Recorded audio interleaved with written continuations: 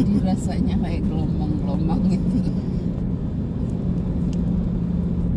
Memang lintasan deh banyak yang berat-berat bawa Makam ya. Iya.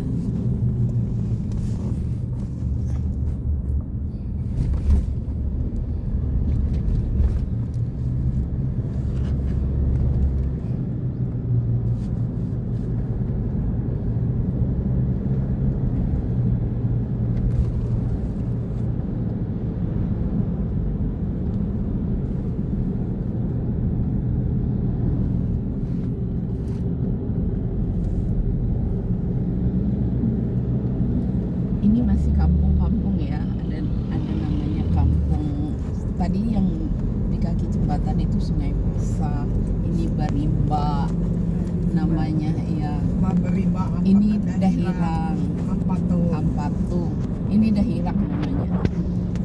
Nah itu tempat kerajinan sebenarnya, tapi kerajinannya kerajinan dari rotan.